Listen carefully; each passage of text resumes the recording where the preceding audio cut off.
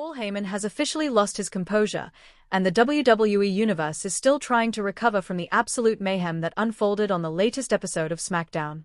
In a turn of events that no one could have predicted, Jimmy Uso has stabbed Solo Sikoa in the back and pledged his allegiance to none other than Jacob Fatu.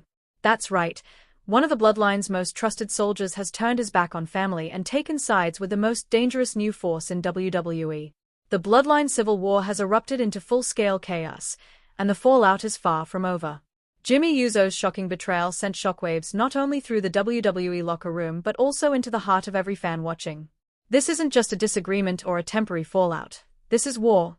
Once seen as the right-hand man of Roman Reigns and a core pillar of the Bloodline, Jimmy has completely flipped the script. Now standing shoulder to shoulder with Jacob Fatu, a savage powerhouse with deep Samoan roots, Jimmy has effectively set fire to everything the Bloodline once stood for. And the tension has boiled over into a battleground where trust is dead, alliances are shifting like quicksand, and every moment could ignite another explosion.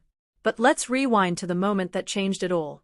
Jacob Fatu's music hit and the arena instantly came alive with anticipation, but the real shock didn't come until Jimmy Uso emerged from the curtain beside him. The gasps from the audience were deafening. No one saw it coming.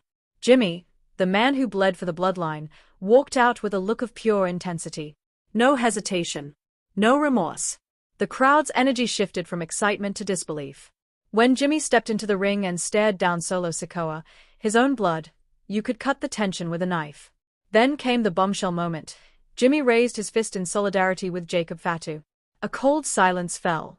Then, like a lightning strike, Jimmy uttered the now infamous words, "You're dead to me," before unleashing a brutal superkick straight to Solo's jaw. Meanwhile, the chaos in the ring escalated. Jeff Cobb tried to even the odds but was quickly overwhelmed. Jacob Fatu slammed Cobb with a monstrous Samoan drop, laying waste to everything in his path. As the dust settled and bodies lay strewn across the ring, the camera cut to the ramp. There stood Paul Heyman, eyes wide, lips trembling, mouth agape in pure disbelief. His expression told the entire story. The empire he'd helped build was being torn apart from the inside out. And yet, while Heyman seemed shaken, his mind was clearly already turning. Beside him stood his new allies, Seth Rollins, Bron Breakker, and Bronson Reed. They didn't say a word, but their presence was a message. With Rollins holding the coveted Money in the Bank briefcase, the timing of their next move could be deadly. Paul Heyman leaned in, whispering urgently to his trio of warriors, and the world could see it in his face. He was already planning the next phase of this war. "This changes everything," he muttered under his breath. He wasn't exaggerating. What just happened didn't just alter the course of the Bloodline story, it collapsed the foundation it was built on. Now, WWE finds itself in uncharted territory. Jimmy Uso's defection has ripped apart the Bloodline's unity, turning once loyal allies into bitter enemies. Jacob Fatu and Jimmy now stand as a terrifying new duo, raw, vicious, and completely unpredictable. Solo Sikoa and Jeff Cobb, while dangerous in their own right, now find themselves outnumbered and outflanked. Meanwhile, Paul Heyman's faction lurks like a viper in the tall grass, waiting for the perfect opportunity to strike. The biggest wildcard in all of this? Seth Rollins.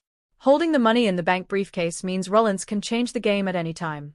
He could cash in during a moment of chaos, during a championship bout, or when someone least expects it. With Bron Breakker's raw power and Bronson Reed's brute force backing him up, this faction could be Heyman's masterstroke, his revenge plan, and his blueprint to dominate WWE in the wake of the Bloodline's implosion. And just when you think the war can't get any more intense, there's the looming shadow of the tribal chief himself, Roman Reigns. Where's Roman in all this? Will he return to reclaim his place at the head of the table, or will he seek vengeance on every single member who betrayed the family name? If Roman comes back, he's not coming to talk, he's coming to destroy. And if he walks into this war zone, WWE might never be the same again. What started as a family legacy has devolved into an uncontrollable civil war, with factions rising and falling, alliances breaking, and betrayals unfolding every week. The Bloodline isn't a family anymore, it's a battlefield soaked in broken trust and raw ambition. Jimmy Uso's alliance with Jacob Fatu is a declaration of war. Solo Sikoa and Jeff Cobb are reeling. Paul Heyman is plotting. Seth Rollins could strike at any second. And Roman Reigns? His return could burn everything to the ground. This is the most unstable, volatile moment in WWE history. The stakes have never been higher, the roster has never been more divided, and the consequences are unpredictable. Don't miss what comes next. Turn on your notifications, hit that subscribe button, and let us know in the comments. Who's winning this war? Will Jimmy and Fatu rise to rule WWE? Will Heyman's new faction dominate the battlefield? Or will Roman Reigns return to rewrite the script and take back everything he lost? One thing's for certain, this isn't just a storyline anymore. This is war. And no one is safe.